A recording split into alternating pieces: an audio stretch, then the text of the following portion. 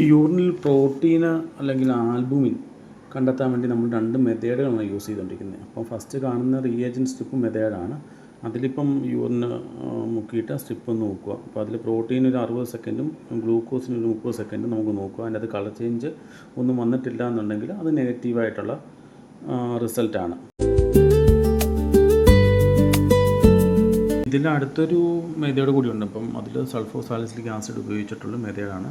ആ urinary test ട്യൂബിനകത്തോട്ട് ഒഴിച്ചിട്ട് ഈ ആസിഡ് അതിലേക്ക് ഒരു 3 ഡ്രോപ്സ് ആഡ് ചെയ്യുക. അപ്പോൾ അതിനകത്ത് കളർ ചേഞ്ച് കാര്യം വന്നിട്ടുണ്ടോ എന്ന് നോക്കുക. അപ്പോൾ അതിൻ്റെ ഒരു യൂറിനറി ടർബിഡിറ്റി അല്ലെങ്കിൽ ഒരു ക്ലൗഡ്നെസ് ഉണ്ടോ എന്ന് നോക്കുക. അപ്പം അതുണ്ടെങ്കിൽ അത് പോസിറ്റീവ് റിപ്പോർട്ടാണ്. അപ്പം ഇതിനകത്തിപ്പം ഒന്നും കാണുന്നില്ല, അത് നെഗറ്റീവാണ്.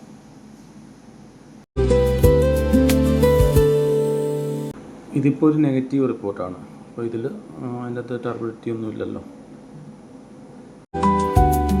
ഈ യൂറിനോട് നമുക്ക് നോക്കാം. ഇതിനകത്ത് പിന്നെ പ്രോട്ടീനും കാണിക്കുന്നുണ്ട്, ഗ്ലൂക്കോസും കാണിക്കുന്നുണ്ട്. അപ്പോൾ അതിൻ്റെ കളർ ചേഞ്ച് മാറി വരുന്നത് കണ്ടില്ലേ. അപ്പം അത് താഴെ രണ്ടാമത്തെ സ്ട്രിപ്പിൽ കാണിക്കുന്ന ഗ്ലൂക്കോസ്, മേലത്തെ പ്രോട്ടീന്.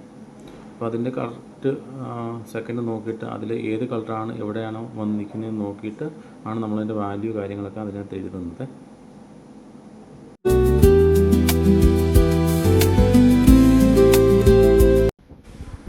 ഈ യൂറിന് നമുക്ക് നമ്മുടെ ആസിഡ് ഉപയോഗിച്ചിട്ടുള്ളൊരു പരിശോധന നമുക്ക് നോക്കാം. ഇതിലേക്ക് ആ ട്യൂബിനകത്ത് തന്നെ യൂറിന് എടുത്തിട്ട് 2 to 3 ഡ്രോപ്സ് ആസിഡ് ആഡ് ചെയ്യുന്നു.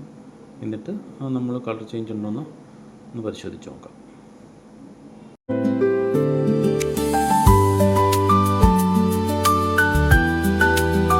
നമുക്ക് ആസിഡ് ഉപയോഗിച്ചിട്ടുള്ളൊരു ഇതാണ്. അപ്പം ആസിഡ് ഒഴിച്ചപ്പോൾ തന്നെ അതിനകത്തെ കളർ ചേഞ്ച് കണ്ടില്ലേ.